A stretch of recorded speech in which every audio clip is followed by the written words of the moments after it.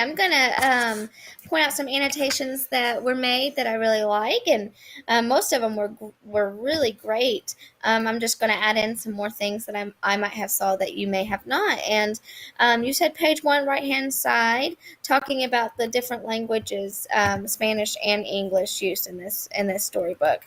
That's very creative. I wanted to point out the same sentence talking about a long time ago in a village in Mexico, there lived a merchant named Francisco and his beautiful wife, Adela. These are compound sentences, two independent clauses combined by the word and. You talked about the dashes in page 2 and talking about the importance of her name and how she got her name after her mother died. I like how these simple sentences are used, but they prove to be great importance. Page 3, you talked about my good Michaela. That was a good annotation of different language use. Page 4, then suddenly her father died from an illness and everything changed.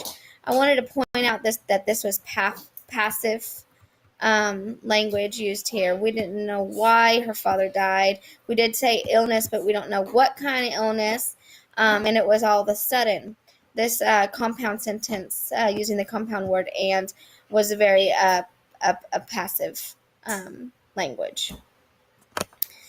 Let's see. And the word and at the end of the sentence. I really like how you pointed out and in this text.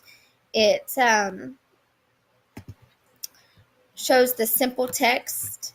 This is, of course, at the end of the story. So it shows simple sentences go a long way. At the end of this text, I was trying to scroll down faster, but at the end of this text,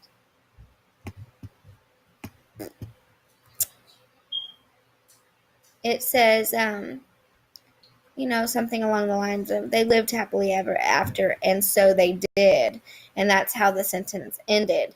Very simple, very quick, to the point, but it went a long way. It told the reader that they lived happily ever after.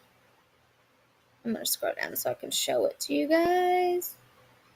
Sometime today would be nice.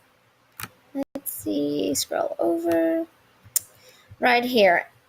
It says, we shall live, excuse my Spanish, moi felices por siempre, happily ever after too, Javier said, and they did. Simple sentence, goes a long way. Yeah, I think he did a great job in the annotations. Great story picked out. It was very nice. My daughter enjoyed it as well. I hope you all have a good weekend.